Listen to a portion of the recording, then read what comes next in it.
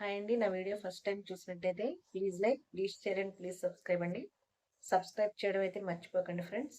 Okay friends, ఒక like కూడా ఇవ్వండి. అలాగే ఫ్రెండ్స్, ఎక్కువ మనం ఇప్పటి రోజుల్లో చూస్తుంది ఎక్కువ లవ్ మ్యారేజెస్ చేసుకున్న వాళ్ళల్లో అక్రమ సంబంధాలు ఎక్కువ ఉన్నాయి. కారణం ఏంటంటారు?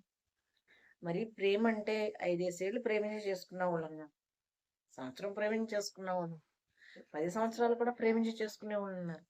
అలాంటి వాళ్ళు కూడా పిల్లలు పుట్టిన తర్వాత ఒక 5 ఏళ్లకో 10 ఏళ్లకో వేరే వాళ్ళతో అక్రమ సంబంధాలు పెట్టుకుంటున్నారు. కారణం ఏంటి? అంత ప్రేమించి నువ్వు లేకపోతే నేను బతకలేనన్నంతగా ఒకరినొకరు ప్రేమించుకొని పెద్దలు ఒప్పుకోకపోతే లేచిపోయి వెళ్ళిపోయిన వాళ్ళు ఉన్నారు. పెద్దల్ని ఎదిరించి చేసుకుంటున్నారు, పెద్దల్ని నొప్పించి చేసుకుంటున్నారు. అన్ని విధాలుగా కూడా పెద్దల్ని నొప్పించి చేసుకున్న వాళ్ళు ఉన్నారు. లవ్ మ్యారేజ్ లెక్క కొంతమంది గుళ్ళో చేసుకున్న వాళ్ళు ఉన్నారు, కొంతమంది రిజిస్టర్ చేసుకునే వాళ్ళు ఉన్నారు, పోలీసు కేసులు పెట్టిన వాళ్ళు ఉన్నారు. మా పేరెంట్స్ మమ్మల్ని బాధ పెడుతున్నారని అలాంటి పెళ్ళిళ్ళు కూడా చేసుకొని వేరే వాళ్ళతోని పిల్లలు పుట్టిన తర్వాత కొన్నాళ్ళకి కమిటెడ్ రిలేషన్ అనేది బోర్ కొట్టి వేరే వాళ్ళతో అక్రమ సంబంధాలు పెట్టుకుంటున్నారు. కారణం ఏంటి? వాళ్ళ మైండ్లో ఆ థాట్స్ ఎందుకు వస్తున్నాయి? వస్తాయి ఎందుకంటే ఇక్కడ లవ్ మ్యారేజ్ అనగానే 100% పెద్దలకి ఇష్టం ఉండదు. అబ్బాయి తరపు వాళ్ళకైతే అస్సలు ఇష్టం ఉండదు. కారణం ఏంటి? ప్రేమించి చేసుకుంటే కట్నం రాదు, బంగారం రాదు, ఆస్తులు కలవు, ఇష్టం లేని పెళ్ళి. ఇప్పుడు అమ్మాయి మీద నా కొడుకు మోజుపడి ప్రేమించి వెంటబడి చేసుకున్నాడు. దాంట్లో ఒక అసూయ ద్వేషం పెద్దల్లో వచ్చేస్తుంది. తెలియకుండానే వాళ్ళల్లో ఎక్కడో నూటుకో కోటుకో ఉంటారండి. నూటుకో కోటుకో ఉంటారు పెద్దలు. పిల్లలు బాగుంటే చాలులే అని ఎక్కువ అసూయ ద్వేషాలు వాళ్ళకే తెలియకుండా వస్తున్నాయి. కారణం ఏంటి? ఏదైనా చిన్న ఇంట్లో ఏదైనా చిన్న విషయం జరిగిందనుకో, ఆ భార్య నా భర్త వెనకేసుకొచ్చాడు. అత్తగారు ఏమనుకుంటారు తెలుసా? ప్రేమించి మరీ ఎంటపడి తిని చేసుకొచ్చాడు, రూపాయి కట్నం తీసుకురాలా, మన నెత్తి మీద ఎక్కిచ్చాడు, తిరిగి దాని సంఖ్య నాకుతున్నాడు. ఇలాగే మాట్లాడతారు. ఇలాగే పక్కగా ఇలాగే మాట్లాడతారు. అంత మోజేంటో, పెళ్ళామంటే మోజు ఎక్కువైపోయింది. ఈ అసూయ ద్వేషాలు ఏమవుతాయంటే, ఇతను ఉంటాడు కదా, బయట ఉన్న మెంటల్ టెన్షన్స్ కి, ఫైనాన్షియల్ ఇష్యూస్ కి ప్రెజర్ అనేది మగాళ్ళు ఎక్కువైపోతుంటది. ఒక్కోసారి సిచ్యువేషన్స్ ఒక్కోసారి మనిషికి సపోర్ట్ చేయదు. ఈ సపోర్ట్ చేయకపోయేసరికి చికాకులు, ఈ గొడవలు చూసి చూసి చూసి ఇక ఇదే దొరికిందే ఛాన్స్ అని ఇప్పుడు ఫైనాన్షియల్ ప్రాబ్లం వచ్చిందనుకో, ఇప్పుడు ఈ భార్య ఏమీ చేయలేదు, మరి అమ్మా నాన్నే కదా అడగాలి. వాడు ఏమవుతున్నాడంటే వాడికి వాడే వాళ్ళ అమ్మ ఇంతవరకు 10 ఏళ్ళు అయిపోయింది ప్రేమించి చేసుకున్న భార్యని, 10 ఏళ్ళు అయిపోయింది.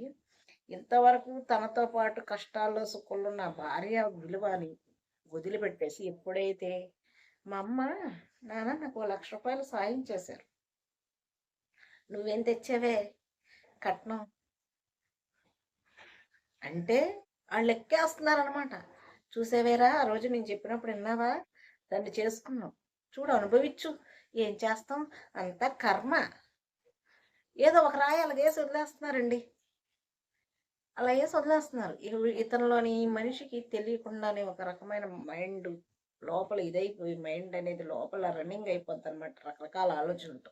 ఎందుకంటే ఈ రోజుల్లోని పైసా పైసా ఉంటేనే ప్రపంచం నడుస్తుంది అన్నట్టు మానవ జీవితం యాంత్రికమైపోయింది. రూపాయి లేకపోతే మనిషి మనుగడ కూడా చాలా కష్టమైపోయింది.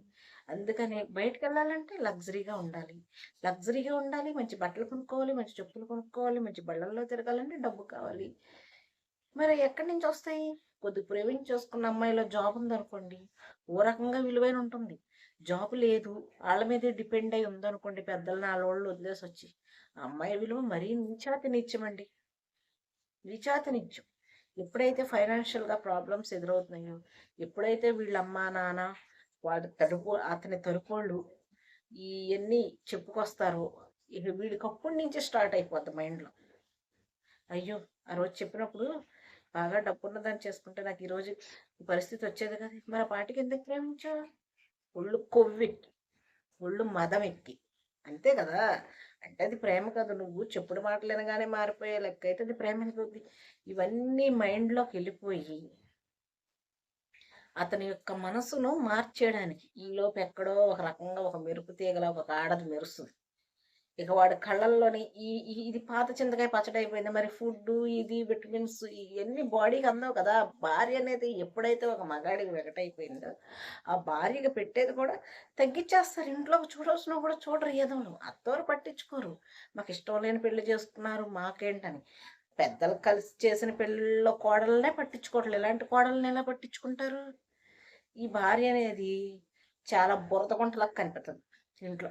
బయటున్నదేమే ఒక మెరుపు తీగలాగా కనిపిస్తది ఆడి కళ్ళకి. ఇక వాడి మనసంతా అట్రాక్ట్ అయిపోయింది.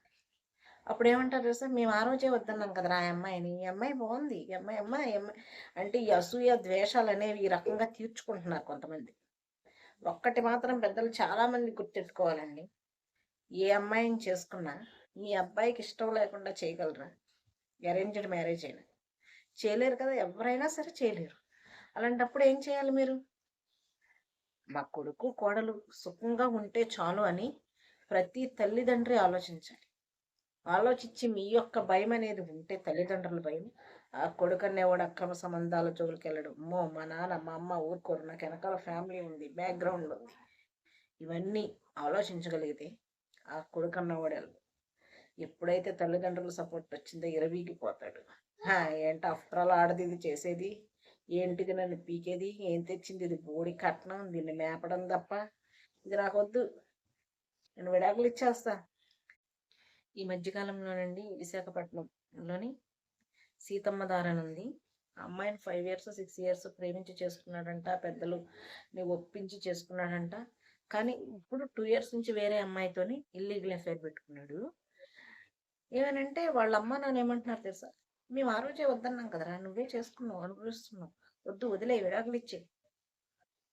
ఆ భార్య రెడ్ హ్యాండెడ్‌గా పట్టుకుంది. రెడ్ హ్యాండెడ్‌గా పట్టుకుంటే మాత్రం ఏం చేయగలమండి? ఆ మనుషుల్ని మార్చగలమా? గుర్రాన్నంట ఏటి వరకు తీసుకెళ్ళొచ్చు గానీ దాంతో నీళ్లు తాగించలేమంట. మనసు లేని అలాంటి ఎదవనా కొడుకుల్ని భరించడం కన్నా వదిలేయడమే బెటర్ కదండీ! వాడే బతకగలనన్నప్పుడు ఆడది బతకలేదా? ఏందండి మగాడు గొప్ప, గొప్ప, గొప్ప అంటారు. ఏమనంటే మేము బట్టలు ఇప్పుకొని తిరగగలం, మీరు తిరగగలరా? ఆడది బట్టలు ఇప్పుకొని తిరిగితే నా కొడుకులు తలకాయలు తీసుకెళ్ళి ట్రైన్ల కింద ఎట్టుకోవాలండి. నిజంగా డెఫినెట్‌గా ఎట్టుకోవాలి. ఆడది తిరగబడి కొడితే నా కొడుకు రోడ్డు మీద కూడా తల దించుకొని నడవాలి. ఏంది వాడి గొప్ప? భార్య తన కడుపు కట్టుకొని కూర లేదని తక్కువగా ఉందనుకోండి, తన కడుపు కట్టుకొని భర్తకు పెట్టుద్దండి. అంటే వాడిని బలపెట్టుద్దనమాట. తను చంపుకొని చాలా వరకు ఆశలు, కోరికలు వాడిని బలపెట్టు. వాడి ఆనందాన్ని భరిస్తది. అందుకే నా కొడుకులు అలా తయారయ్యారు. ఎప్పుడైనా భార్య తన గురించి తను కూడా ఆలోచించుకోవాలి. తన ఆరోగ్యం గురించి, తన అందం గురించి. వాడికేనా అందం? ఆడపిల్లకొద్దా అందం? తన అందం గురించి, తన ఆరోగ్యం గురించి, తన జీవితం గురించి నేను ఒక రూపాయి నాకు ఉండాలి చేతులు అనే విధంగా ఆలోచించుకుంటేనే ఇలాంటి వీటికి ఫుల్ స్టాప్ పెట్టగలమండి. ఎప్పుడైతే వాడికి ఇంపార్టెన్స్ ఇచ్చి వాడి కింద చేతులు చాచుకుంటూ మన ఆశలను, కోరికలను సాక్రిఫైస్ చేసామో అణగదొక్కేస్తారండి. అణగదొక్కేసి అందంగా షోయింగ్‌గా రెడీ అయ్యి ఎళ్తారు. బయట ఏ మెరుపు తీగ తగులుద్ది. ఇంట్లో ఉన్న పెళ్ళాం వెగటైపోద్ది. ఆహా! ఇది దొరికిందే ఛాన్సు. ఆ రోజు వద్దంటే ఇది బెల్లం అయిపోయిందని ఆ కక్ష, ఈ కక్ష ఇప్పుడు తీర్చుకుంటారు నచ్చని అత్తామామలుంటే. అందుకేనండి ఇల్లీగల్ అఫైర్స్ ఎక్కువైపోవడానికి కూడా కారణం మెయిన్ అత్తామామ కూడా కారణం ఉంటున్నారు. ఎందుకంటే అమ్మ, నాన్న అన్న భయమున్న కొడుకు ఆ పనులు చెయ్యడు. అమ్మో! మా అమ్మకి, మా నాన్నకి, మా అన్నయ్యలకి, మా చెల్లెళ్ళు, మా అక్కలకి చెప్తే ఊరుకుంటారా ఫ్యామిలీలోని? అమ్మో! అన్న భయం ఉన్న నా కొడుకు చెయ్యడు. అవతల ఆడది నీ దగ్గర రూపాయి చేయి చాస్తుందనే కదా! ఏవండి అవి లేవు, ఇవి లేవని. నీకు అంత లోకువైపోయింది. అదే ఆడది సంపాదించి ఎదురు తిరిగితే నీ తలకాయ తీసుకెళ్ళి ట్రైన్ కింద ఎట్టుకోవాలి.